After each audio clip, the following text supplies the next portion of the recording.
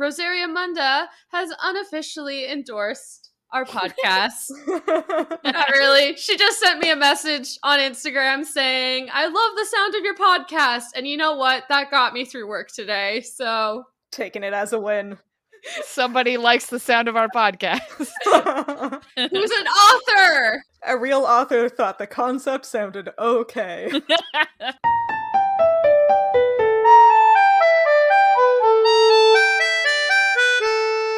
Welcome to Midlight Crisis, a real podcast hosted by three grown adults revisiting books from our teens, and it's totally cool. I am one of your hosts, Sophie, and I have a randomly generated YA title for the day, which is A Metamorphosis of Rings and Gears. Ooh. So, like, wow, that's so steampunky. So Yeah. steampunky is the thing, and I'm really excited about it. Oh, dang. Wow. I like that a lot. Yeah, like the cover is just like all brass Yeah. and copper gears, and one of the gears is a ring, though, that you Yeah. wear. It's got a moth on there to go with the metamorphosis thing and Oh, like yeah. the whole aesthetic. There's Oh, definitely a it's- moth on there.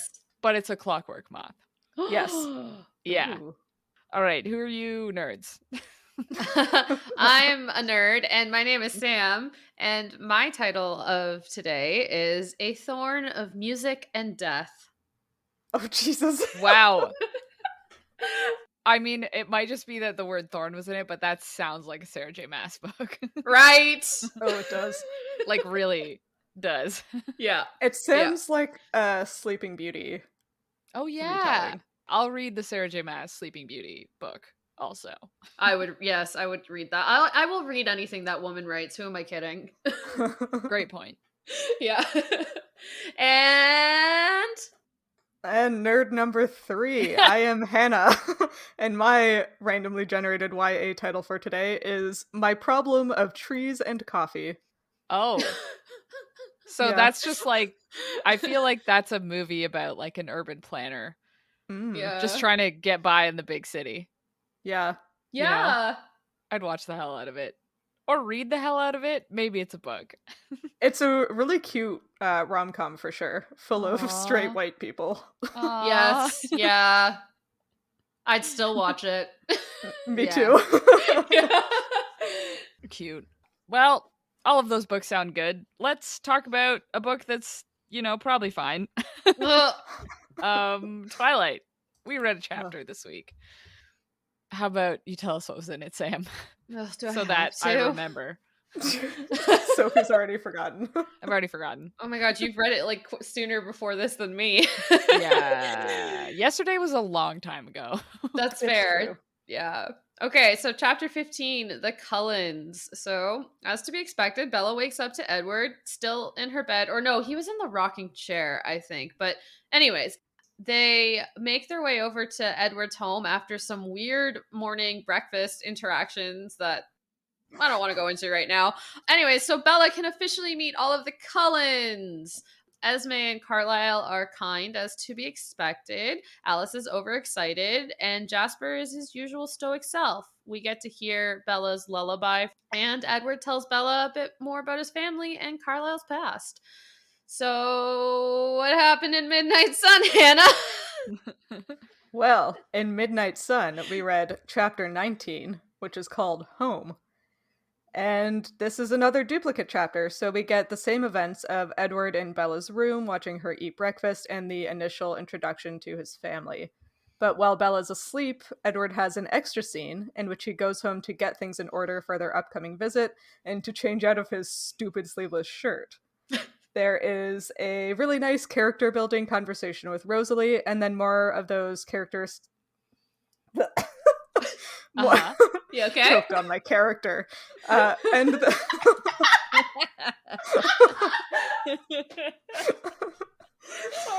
then more of those character establishing tidbits throughout the start of Bella's visit. I'm gonna take a drink real quick. Yeah. It was really funny. Don't choke on a character. Okay. Don't talk on a Don't character. talk on character. Especially not on Edward. Like, as a whole, I liked these chapters. Me They too. both started like so rough for me. Like Yep. the first line of each chapter, I wanted to throw the book away. Yep. Mm-hmm. The Twilight one, it was like Bella just like waking up at the speed of light, launching herself at Edward, like incoherent with joy that he stayed the night to watch her sleep. And I was like, I don't want this. And I actually need to read the line from Midnight Sun because it was so awful that I just need everyone to experience it. Oh my god, I think I know which one it is. Yeah. Oh, I don't even want to read it out loud. Okay. As she slept, Bella told me again and again that she loved me. It's so awful. I hate it. I don't know why I hate it so much. I hate it. I hate it so much. I was feeling so good coming off the Twilight chapter. Like, I think it was my favorite Twilight chapter so far. And I was like, yeah, I have all of this energy. Let's go. Let's get into Midnight Sun. And then that just, like, stopped me like a brick wall. I was like, I don't want to read any further than this. I hate it. Yeah.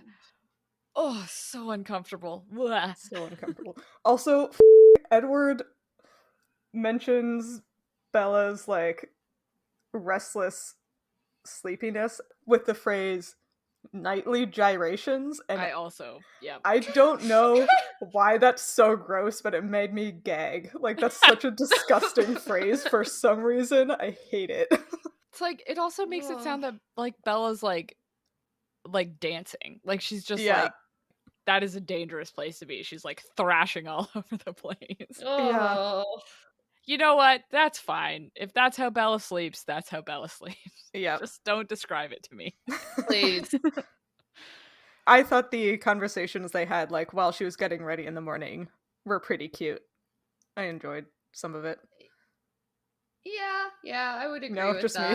me. No, I just like turned off by the whole thing because when Edward comes back, like from his conversation with Rosalie, he like chooses the rocking chair instead of going back to her bed because he's like, oh, I don't want to be presumptuous. And I'm just like, you've been presumptuous this whole time watching her sleep without consent, and it just made me mad.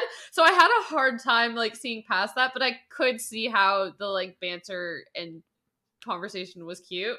But I was just like seeing red. I was so mad. That's totally reasonable. Yeah, I thought it was fine. I have this thing where, like, if a 17-year-old, even if they're 100 years old and 17, Yeah. but Bella being actually 17. Yeah. Or whatever. When they just say like Edward says, "You are my whole life now," or something like that, and I'm like, "Oh my god, you're 17." You're 17. Like, I think in this chapter, Edward says, again in this conversation with Rosalie, which really we should talk about first, but Yeah. but We'll get in this there. conversation with Rosalie, he says Bella was going to reinvent herself several times over the next 10 years as a human. Mm-hmm. And I was like, exactly. Like, if you're 16, maybe just, take forever with a grain of salt. Maybe, like, think about how there's a lot of changes gonna come up. And you don't have to commit to someone for forever. Yeah. If it works out, great. But, like, that's a long time. Yeah. Your brain isn't finished developing yet. We were all more or less 17-ish 10 years ago. Mm-hmm. Can you imagine if the decisions you made when you were 17 were, like, permanent? Well, I guess I did choose my major when I was 17. That seems kind of permanent. Yeah, we're still living the fallout of that. We're all still, yeah. There have been consequences to that choice. Yep. Never mind. Yeah, but at least I'm not dealing with that fallout, and I'm also, like, 10 years married to someone that I hate now. Yeah. Oh my god, I can't. That just like made me cringe. Oh, but like, what killed me about that whole, it was just so much like insta love and like, oh my god, you're my whole life now, especially at the breakfast. And then when Edward's like, oh, you have to introduce me to Charlie as your boyfriend, and then Bella's like, well, I thought you were something more, and I was like, you are 17. He is nothing more than a boyfriend. You literally had your first date yesterday. Yeah. That too! I guess second if you count Port Angeles as a date. That was again him stalking. Yeah. Yeah. At best, it's your 1.5 date. That's what I Oh was. my I god. wrote a note because Edward is like, oh man, Bella's afraid to meet my family, and then Bella clarifies like, yeah, because I'm worried they won't like me. And I'm like, yeah, you've been on like one date and it's already like, you need to meet my family. It's like, Oh, wow, it's I so don't know about intense. that. Oh my god. That's real soon. Yeah. Too soon.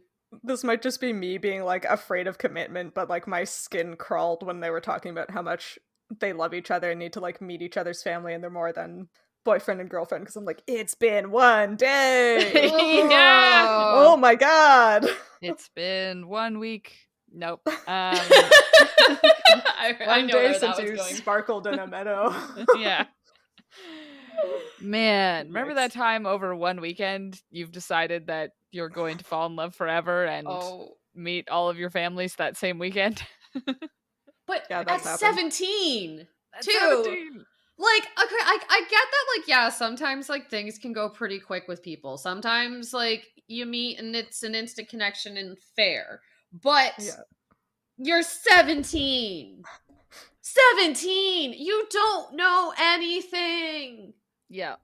I guess, Anyways. I don't know, feelings are big and fast when you're a teenager. Yeah. I really liked the scene between Edward and Rosalie while Yes. Bella's asleep, where they kind of discuss where Edward's coming from and where Rosalie's coming from and kind of come to a truce about it. Thought that was nice.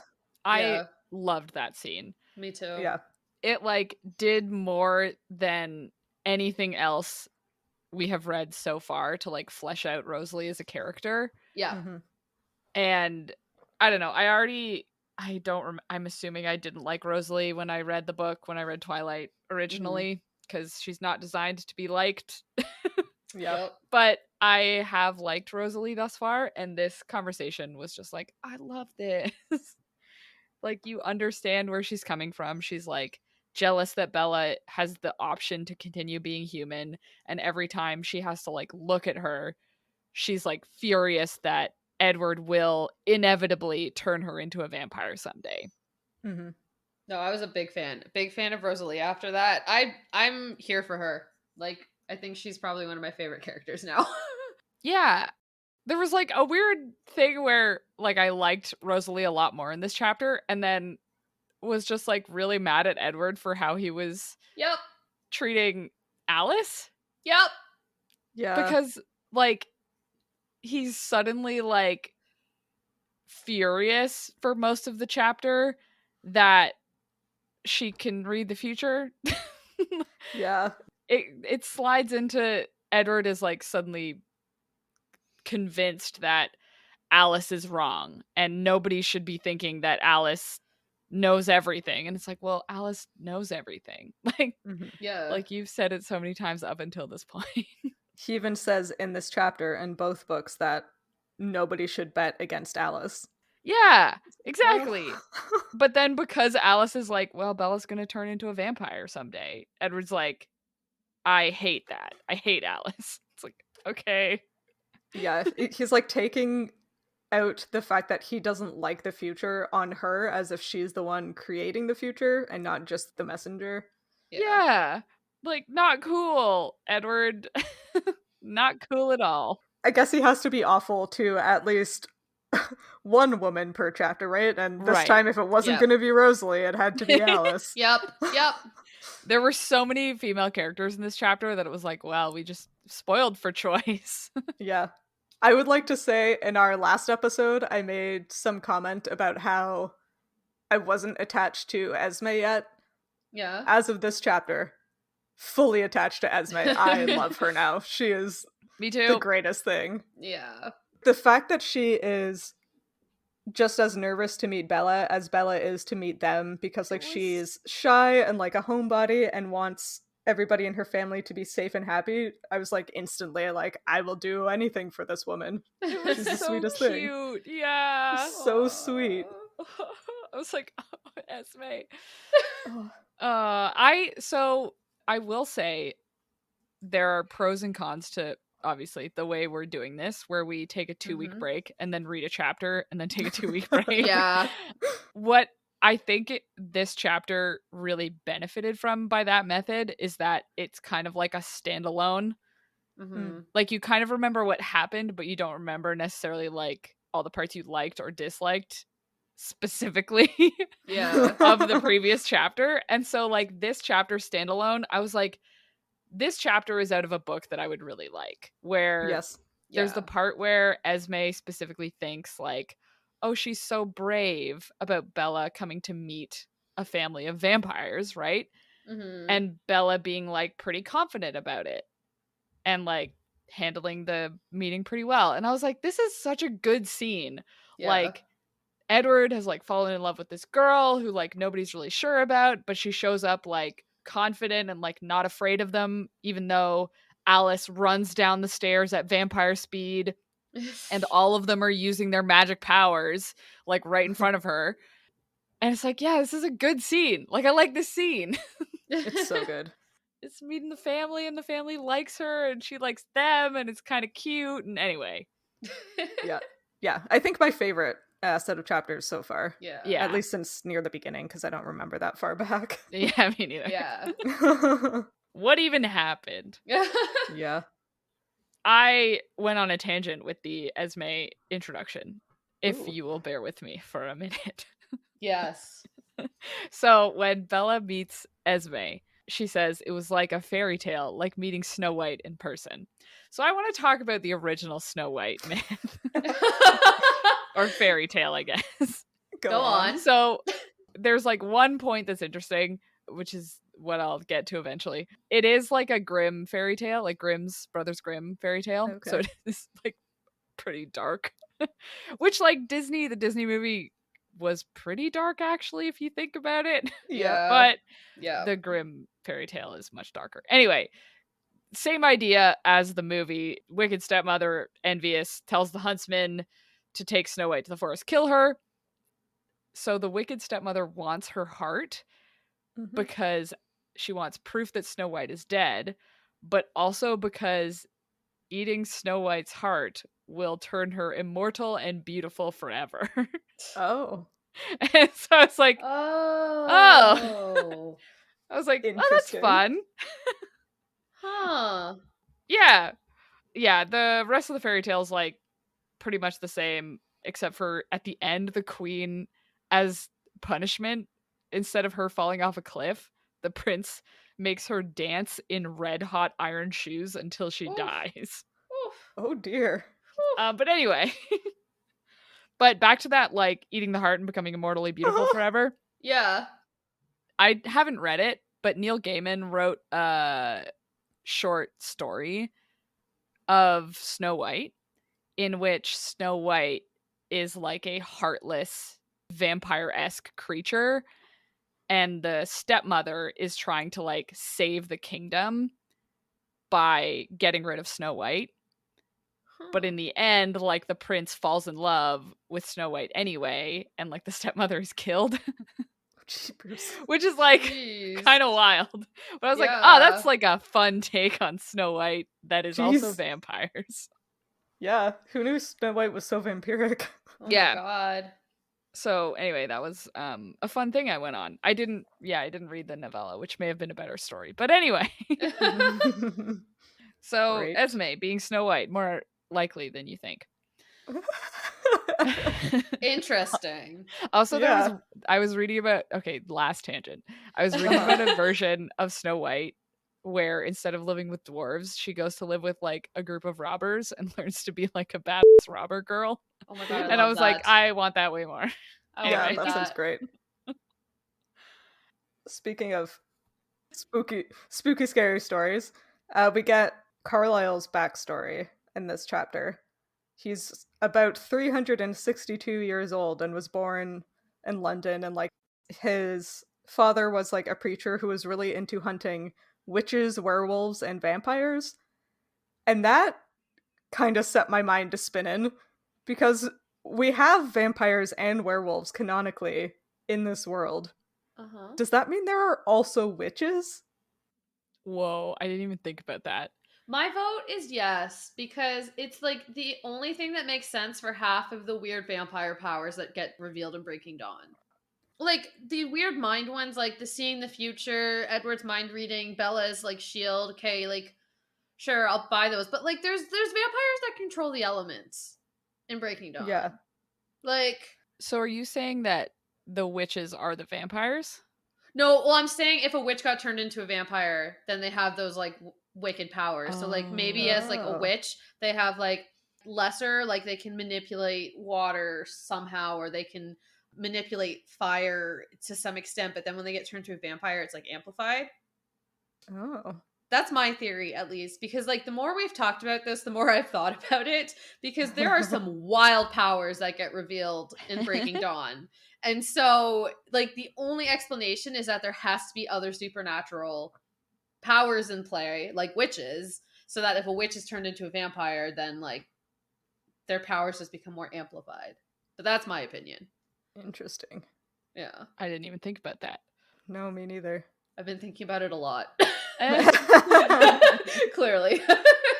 So do you think do they have some power before they get turned? So are there like human witches? Yeah, I think so. Okay. Man, I want that book. Yeah.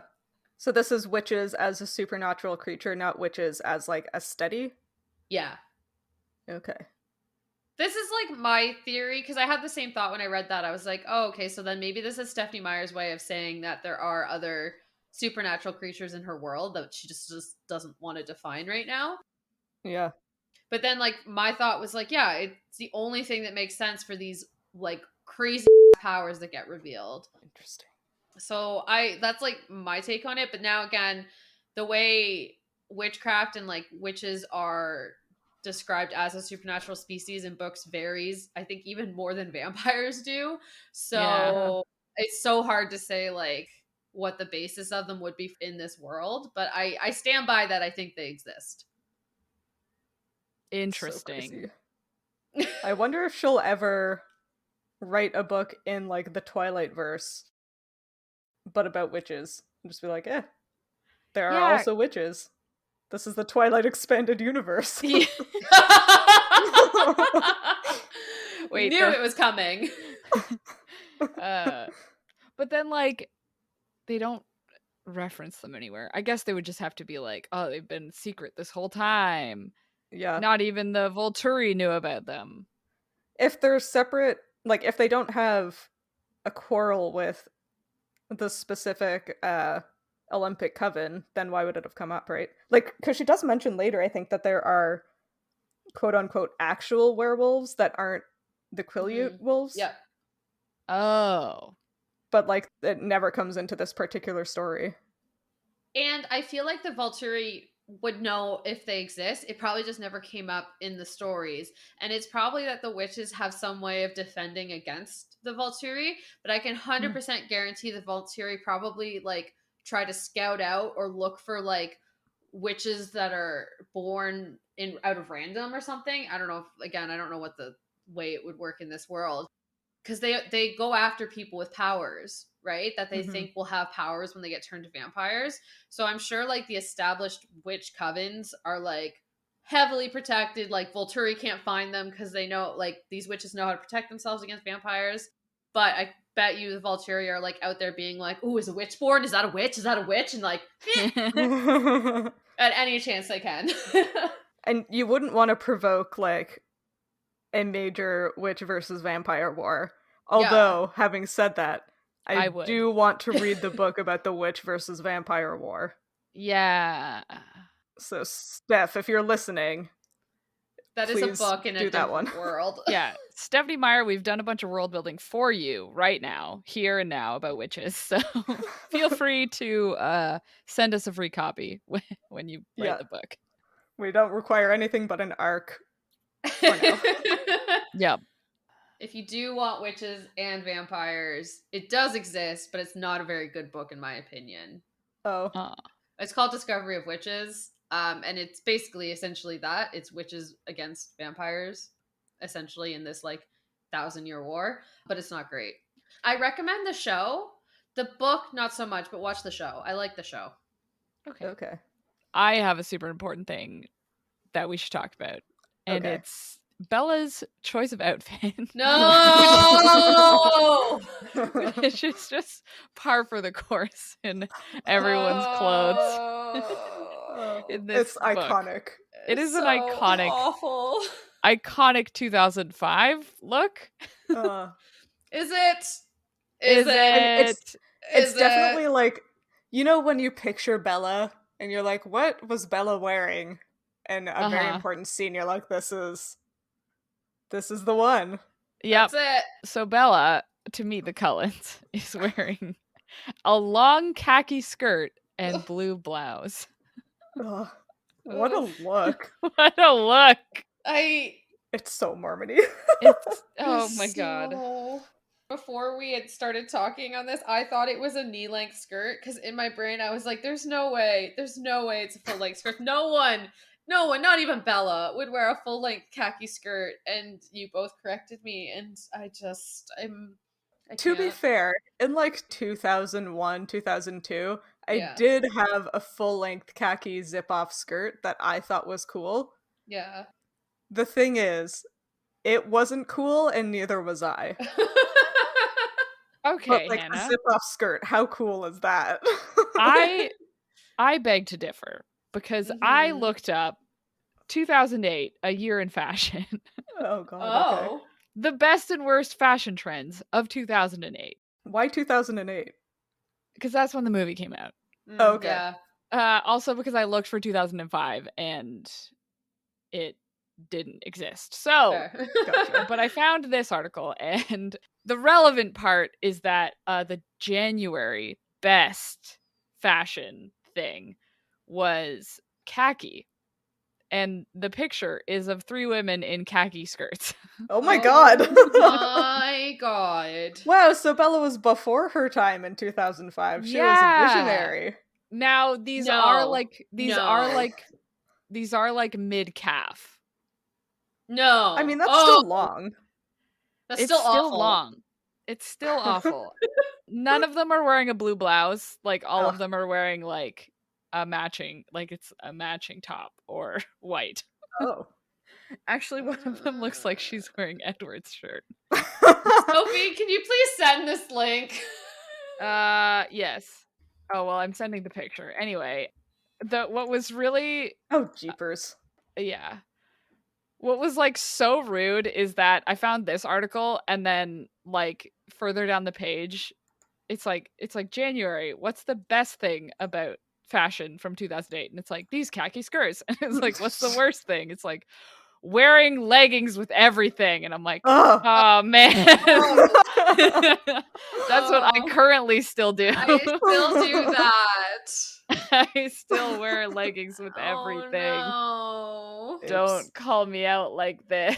Oh, I mean, it's not 2008 anymore. Yeah, but the idea here is what should be brought back and what should not.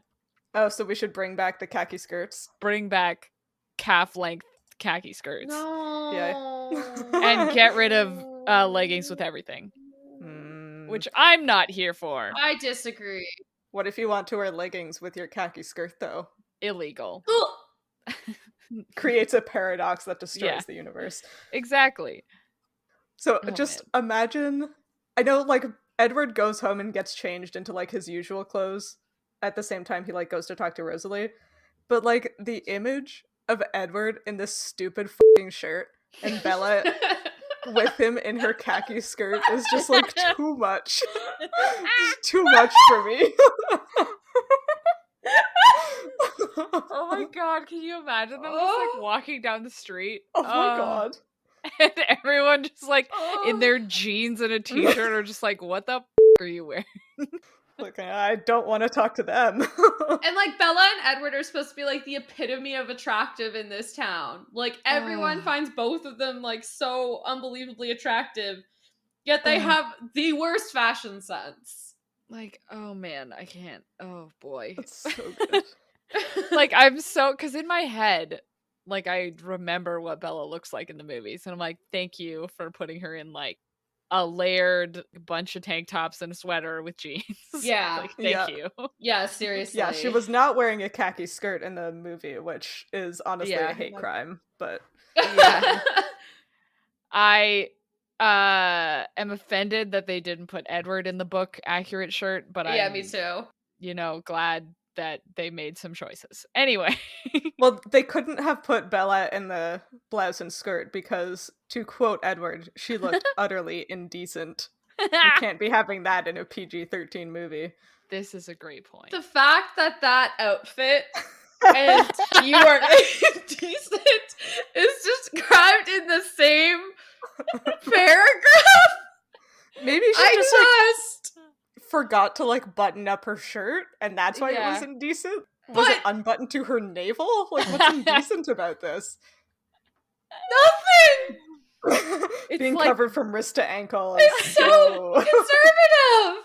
It's so conservative. How is anybody indecent in that? Oh my man. God. Okay, I have a super important question about the moment right after that. Because Edward says, like, oh, you're utterly indecent. Let me show you how. And then he, like, kisses her. And Bella faints. Yeah. Oh my God. I hate So it. I have an extremely important vampire biology question. Oh no.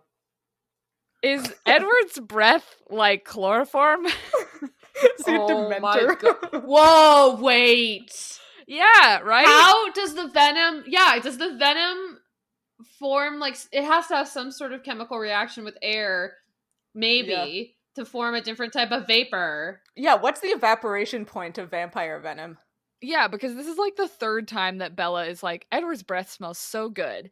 And at first I was like, that's wild, whatever. And this, now I'm like, okay, it smells really good. He goes to kiss her. She faints.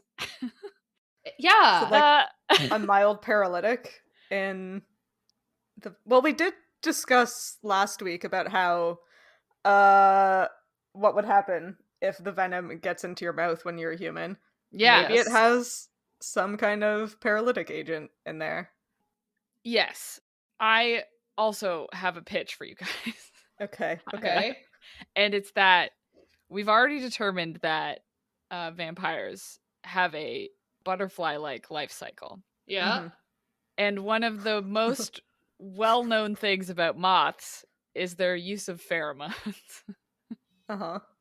So, like, male moths have this, like, wild pheromone situation that goes on that is very complicated, but basically, like, every possible variation of, like, aphrodisiac, but then also dissuading other males, or, like, I don't know, all kinds of things. Like, some crazy chemical insect warfare going on. So, I think it's a pheromone. I'm on board with that. Yeah, I buy that. Yeah, and that is parsimonious with our butterfly theory. Yeah. Yeah.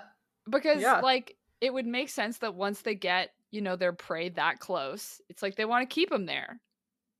Even once they got the scary, vampire eyes and skin and everything. Yeah, I dig it. Gotta have an attractant. Yeah, I buy it. Yeah, I think that's a great theory. Hell yeah. Write it into the canon. Yeah, slowly turning the Twilight vampires into arthropods. I mean, yeah, accurate, yes. Yeah, my goal. It's the only thing that makes sense. Yeah, if you think about it. That actually matches up pretty well, kind of, with what Edward says on Carlyle's theories of how vampire anatomy works. Because he actually has, like, a full paragraph of this is how a vampire works. Oh. And I think we should discuss that. Yeah. Hell yeah. And I'm just gonna read that for everybody so that you know where we're all coming from. And Edward says that Carlyle had spent many years attempting to understand our immortal anatomy. It was a difficult task, based mostly on assumption and observation. His best interpretation of our life systems was that our internal workings must be microscopically porous. Though we could swallow anything, gross, only blood was accepted by our bodies. That blood was absorbed into our muscles and provided fuel. When the fuel was depleted, our thirst intensified to encourage us to replenish our supply. Nothing besides blood seemed to move through us at all. So that's fucking bonkers. But a lot of Yeah. arthropods do have an open circulatory system, so rather than Mhm. the system of like veins and arteries and smaller blood vessels that humans and like other mammals and vertebrates in general have, it's basically like cavities with pools of blood that kind of sloshes around.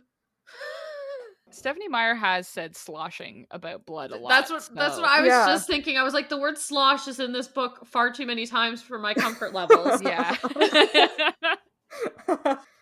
So that could be similar to this, like if you assume that instead of just like a large internal cavity of blood, there are a whole bunch of smaller ones that just kind of like the Hang blood out. just kind of splooshes around like it's in a Sploosh. fountain.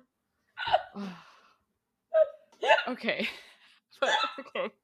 Sorry, what that paragraph made me immediately think was like, he says nothing passes through us. so like do vampires only have like a one-way gut? That's what I'm saying. So like are they like jellyfish and they just like cough up?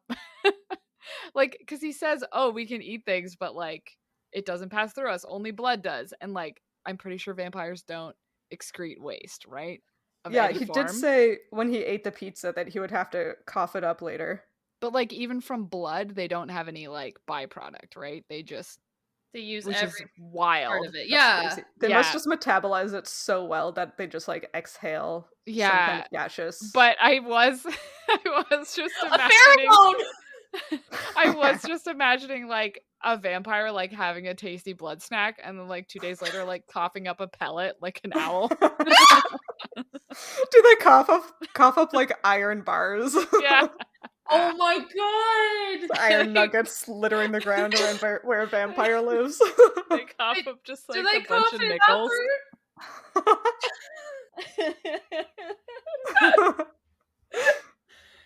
Oh my god. Oh, I love yikes. it. They have to, unless it can be explained how their bodies fully metabolize every chemical thing that's in blood. There has to be some sort of byproduct that they can't metabolize. Yeah. Yeah. Well, if like you drank somebody who was like high or drunk or like super horny, there would be all sorts of extra chemicals in their blood, right? Yeah. Yes. If you're like passed out wasted and a vampire sucks you up, does the vampire also get drunk? Don't they need like, I mean they would need to have like a how It would depend on how the ethanol would react with the venom in them, Oh. right?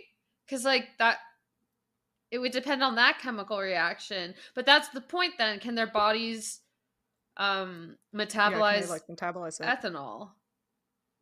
Do vampires have functional livers? this Are- is I mean I I'm don't think assuming so. no. Well, I doubt it. so that's part of the thing because I was trying to figure out like what hematophagous phagus Yeah. blood eating animals Yeah. what like specific metabolic requirements, wow, words are hard today, they have, because I was like, yeah, do they have a liver, like do they have kidneys, like what's going on? Yeah. Obviously no kidneys or bladder, I guess. I couldn't really figure it out, but the hardest part about evolving to feed exclusively on blood is like you're intaking so much liquid. Mm-hmm. Like what are the vampires doing with all that liquid? Turning it into venom? I guess their venom must like Yeah. evaporate Yeah. constantly. Do they have to like milk But- themselves like snakes to get rid of the extra? That's how you get the antitoxin. Yeah. And then the other My thing God. is iron poisoning. Like Yeah. if you eat only blood, you're gonna get iron poisoning. Yeah. Yeah. There has to be some sort of excretory system within this blood physiology they have going on. Like there's no Mhm. way that their body can fully metabolize everything that's in the blood. Yeah. No. And like we don't know what they're using, but I've been kind of assuming that they use the red blood cells. Yeah, the hemoglobin, right? Yeah. Yeah. But then there's still, like, the white blood cells and, like, the plasma, and then, as we mentioned, all of the other stuff that ends up in your blood. Yeah. So, What do they do with it? and you can't tell me that Carlisle, a man of science, did not figure this out. Well, as they said in the book, vampire cadavers are hard to come by. It's like, okay, you make human cadavers all the time by All the accident. You could time. probably make a vampire cadaver. He has had 300 plus years. He has had more time than any scientist has ever had. And you can't tell me he has no clue how any of this works. Well, and he worked for the Volturi, too. Like, he was with Exactly. them for a while, and they execute vampires all over the place. Exactly. He should have been able to come upon a vampire cadaver during the course of that work. Yeah. But I guess maybe you can't cut a vampire cadaver open unless you use, like, vampire You can have a diamond cutter. power? You could... Yeah. By the theory that you can cut diamond with diamond, we've established the vampires are diamonds. So you just need a diamond saw, which, yeah, I get they're probably not that easy to come by, but, like, you live for 300 years, you have a lot of money by doing whatever you do, you can afford a diamond saw. Yeah. Also, like, couldn't a vampire, like, rip open another Yeah. vampire? 100%. I think so, yeah. 100%. Okay. Just checking. I guess, like, my thought was maybe it wouldn't be very precise if you have to physically break something with your hands. Right. But that's what the diamond cutter's for, so... True. Could they not use their teeth to, like, as, like, a scalpel blade, you know? Oof. Like... Just get right in scrape there. them on down there. Do you think all of the, like, internal organs of a vampire are still preserved in there, or do they just, like, when they're metamorphosing what's the verb for that word? When they're when they're going through metamorphosis, do you think their organs just go away and they're just kind of homogenous inside? Well, I think they reorganize into new things. Because that's, again, what caterpillars do. Yes. And it would go with your theory, Hannah, of, like, the more open circulatory system. Because if they stayed just the same as we did as humans, again, there would have to be some sort of system in there. Like, it just doesn't make sense that they have to be different, I think. Yes. Well, I'm sure this will come up more and again. Yes. One day, maybe we'll get, like, a guest speaker who's, like, a doctor. Ooh. Who can actually talk about, like, how... Well, I guess it wouldn't be, like, maybe not a human doctor. Yeah, we need someone who studies, like, vampire physiology. Yeah. Twitter. Yeah. Dear Twitter, I need an expert on vampire bats to tell me how they survive only on blood. Yes. The problem with all of us being marine biologists is that we have a very limited scope. Do you want me to tell you how their vocalizations compare to baleen whale vocalizations? Because that's pretty much all I got. Yeah. Or I mean, lobsters? might as well. Yeah. If vampires were marine creatures, we're going to read a book next about a hot Loch Ness monster, and we're going to be, like, aces at it. Oh, man. Wait, do you think that exists? I think I have to write it first. Oh, yeah. Bummer. Get on that. Yeah, I... Pretty much the only other note I have is me saying, well, it was nice to have 3/4 of a chapter of Edward not being over dramatic and stressed. Because, like, we get halfway through this chapter and Edward gets right back into being like, well, Bella and I are doomed from the start, so I might as well be miserable. Oh, God. It's like, I am in, like, a community program for, like, how to manage your anxiety. And the skill I'm supposed to be working on this week is positive self-talk. Okay. And Edward is doing an absolutely terrible job at redirecting his negative thoughts into finding the positives. Dang. So that's my positive thought for today. I'm not as bad at the skill as Edward Cullen. Yay! I mean, ride that high. Ride it. Better than this guy. I'm one thing at least. Two things. Yes. I've never stalked anybody. Yeah. I copy pasted 2 sentences because they just really summarized. So Edward thinking to himself, I knew I had a great capacity for ruining even the best moments with my wretched doubts and endless overthinking. Same. What a waste if I were Same. only to have a few years to spend any of them wallowing. Yeah, Edward. Yeah. I hate how relatable he is. It makes me mad Yeah. every time. Same. Yeah, same. This is like 2 seconds after he's like, well, I better just enjoy my time with Bella. And then he's like, because we have only like 5 years and it's basically already over. The time is slipping through my fingers. It's like, okay, Edward, Oh my god. calm down. It's been like 15 minutes.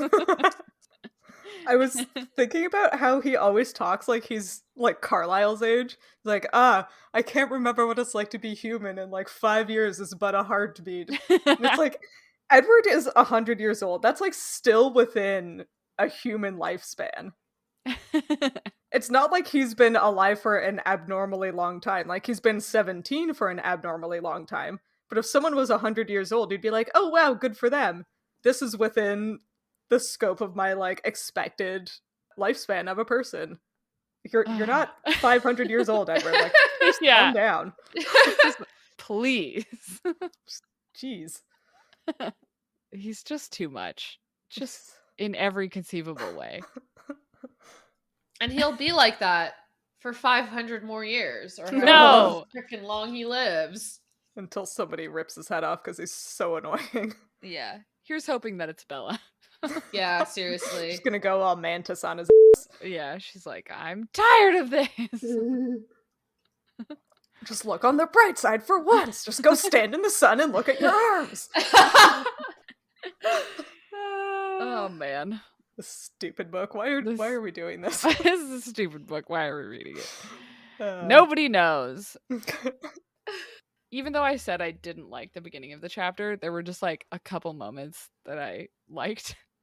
Mm-hmm. Bella makes a joke when Edward says like it's breakfast time, and Bella like grabs her throat and looks horrified. Yeah. And So I thought good. that was amazing. 100% here for it.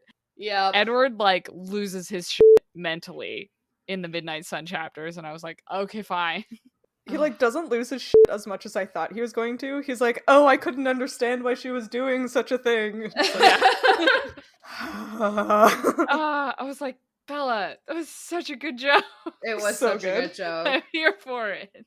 I love it. And then I think in the Midnight Sun chapter, like, Edward says something to the effect, like, after, if terrible vampire jokes were to be endured, it was worth it to spend time with her. And I was like, yeah, good.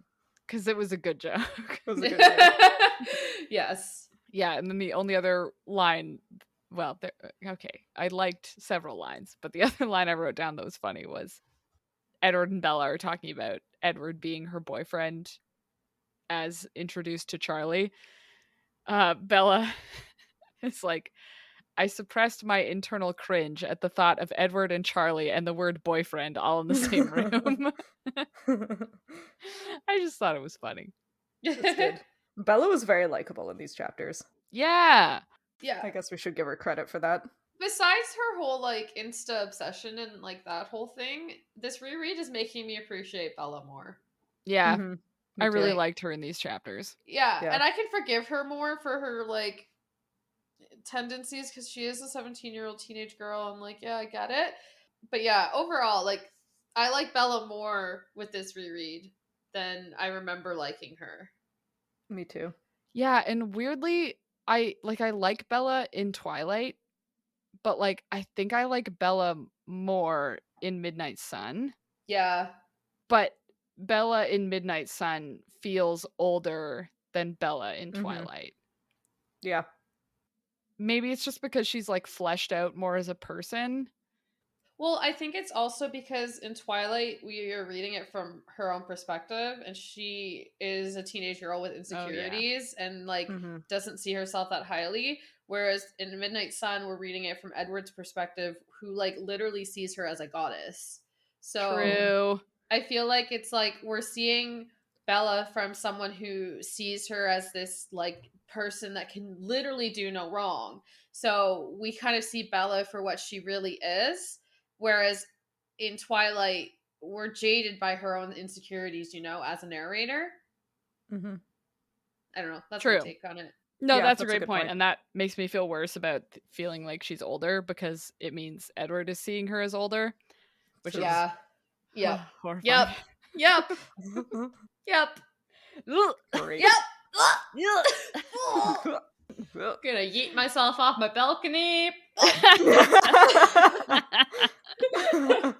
I mean, maybe Carlisle will find you at the bottom and turn you into a vampire. It's only a 2-story balcony. Oh. It would just to be like to remember that I don't remember that, Yeah. Yeah. Also, hopefully Carlisle doesn't find me. Don't turn me into a vampire for Edward. Yeah. I don't want Ugh. Oh my god, if that was Visceral horror literally reaction. why I got turned into a vampire was to be a man's like mate or like partner. Oh. God help Thank you. me. I would run so far. I'd be like, you. Yeah. It's like, I'm gonna go live at the bottom of the Atlantic Ocean. Yeah, flipping them the double bird and being like, bye forever. Okay, literally though, Hannah, like to Hannah's point, if I was made into a vampire, I would 100% go to the bottom of the Pacific Ocean and I would just become the siren that I was always meant to be, just in vampire form. Because I could. And that's what I would do. I would disentangle whales all day, Yeah. every day. Yeah. That's what I would Yeah. do. Here's a question. Uh-huh. Is this why Rosalie is mad all the time? Yes. Yes! Okay. We're all just Rosalie in different forms. Now I understand. I see so much of myself in her. Yeah, Rosalie was Me like, too, I don't like you it. turned me into a fucking vampire to be like Edward's thing to hang out with for forever without any other reason. Oh my Without oh my- asking my consent. Yeah. Goodbye. Consent is Consent! important. Consent is important. Like, she would clearly have preferred to die rather than be a vampire. Yeah. For a man. For a man. For a man, yeah. Cheapers. Oh God. At least she's super Oh my hot and has God, Emmett now, especially I with guess. her backstory. Yeah. Oh, It actually makes me so mad. Oh my god. So mad. Oh my God. Yeah. Carlisle being like, this woman died from this horrible like assault, Yep. Mhm. and I'm gonna turn her into a vampire to belong to another guy. Yeah. Oh my God. It's like, I'm sorry you died because your fiance and his friends sexually assaulted you. Would you like to be married to this vampire you've never met forever? Oh Yep. I would not, actually. no. Yep. Like, no wonder she's so bitter. Yep. Anyway. Yeah, Rosalie I relate to her a lot, and I hate that she's written as a character that you should hate, because there's a lot more to her, and I'm just gonna leave that there. Yeah, this is Yeah. a Rosalie and Emmett fan cast. 100%. Yes. Anyway, Yes. I think that's about all we had to say about these chapters. That was a lot. That was a lot Yeah. to say. We kind of ended on a much stronger note than I thought we were going to end. Yeah. But We always tend to get to something a hardcore right at the end. yeah. We're like, wait a minute. And another thing. And another thing. One more thing. One more thing. Yeah, so you guys want to take a guess at what comes next? Both of the next chapters, I was prepared this time. Both of the Yeah. next chapters are called Carlisle. Well, I'm guessing that they talk more about Carlisle. Yeah. Or perhaps to Carlisle. Isn't this That's like all I got. Isn't there like there's a whole conversation that they have in his office with him, I think, isn't it? I don't remember. That makes sense to me. Yeah. I mean, like the chapter's name is Carlisle. It has to be about Carlisle in some sense. Yeah. Bella has a lot of questions about vampires, so does Carlisle like actually answer her questions? Oh, Does that'd she be ask cool. questions about being a vampire or like, Maybe? well, you know what this could maybe mean? like some more vampire biology answers. I was gonna say, I feel Yay! like we're gonna have like an intense episode next time. Yeah, I'm looking forward to it. looking Me forward to too. it. Well, that seems like a good enough guess. Yeah, The title doesn't really give much more no. information. So I No. guess we'll see next time. Yeah, I thought we would end with a new thing so that we Okay. get to talk about something that we're excited about instead of whatever thing that made us mad about this book that we ended on. Yeah, Just a probably a few good things, idea. though. Yeah. Yeah. So I thought we could maybe just like super quick go around and say what books we're currently reading or books we like have just finished. Ooh. I like that.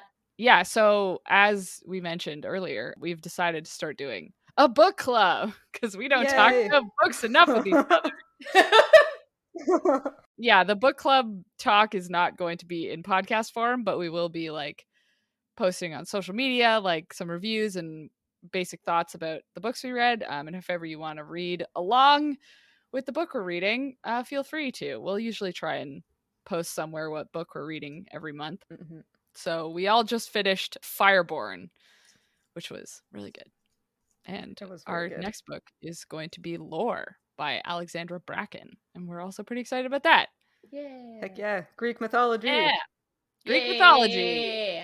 Yeah, our first book for the book club was Song of Achilles, so we're just like really Greek mythology this year. I'm also playing Hades, the video game, so my brain is only Greek mythology all the time.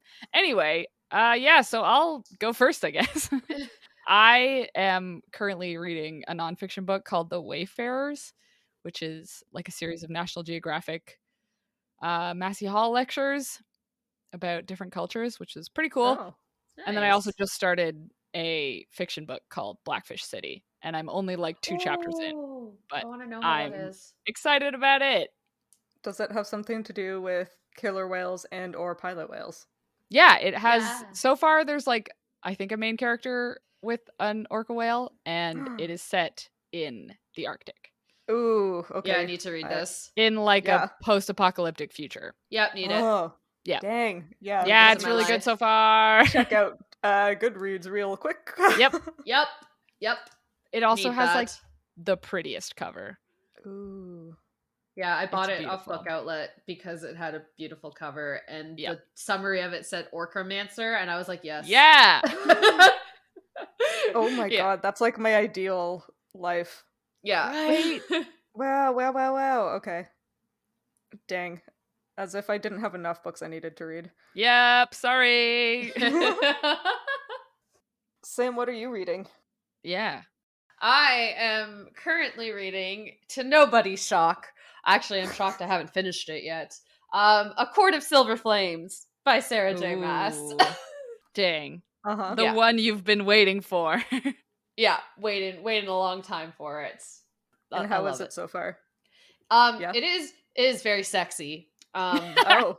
If you have read Sarah J. Maas and you think she is young adult, it is not. It's so far down adult that like It's come out the other side. I can't even express to you just like the 180 that Sarah has done, in that like yeah, like her other books were steamy, but like it was still like, okay, whatever, not too bad. Like, nope, this is just like Sarah's like, nope, I'm done. We're going full sex now. I was like, okay.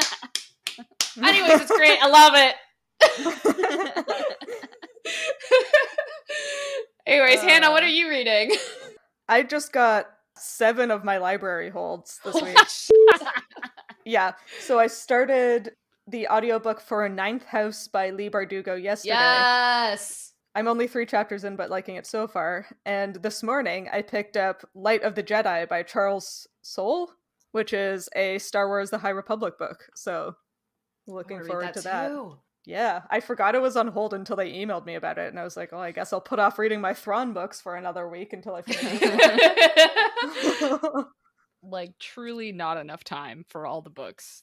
No. It's the problem is we just keep telling each other about books Yep. that Yeah. we want to read. And so Yep. not only do I have like my own TBR that I have to get through, but like Yep. yours too. Yep. Yeah, it's a problem. Like, I still have to read, 10,000 Doors of January or whatever. I my promised God. you I'd Yep. read that so long ago, and I still haven't read it. That's my favorite book that I read in 2020. Oh man, I also have that on my shelf and haven't read it yet. Yeah. Anyway, yeah, if you want to read lore along with us, that'll be the next one we're reading. yeah, Yay! look for stuff about that at end of March or beginning of April, depending on when we get to it. Yep. Yep. All right. If you liked this chapter of Midlight Crisis, consider rating and reviewing us on iTunes or your podcatcher of choice. You can talk to us and find fun-related content, including stuff about our new Midlight Book Club on social media. We are at Midlight Pod on Facebook, Instagram, Twitter, and TikTok, and all chapters of the show thus far are available on our website, midlightpod.podbean.com, and on YouTube. And this lovely chapter of Midnight Sun helped reveal that it seems Edward shares our views on that infamous Meadow shirt. It's strange and distasteful. Yes, it is. Oh, good. So bad. Also, Fireborn was It was a really good. very good book. So good. You should read that instead of, say, Twilight.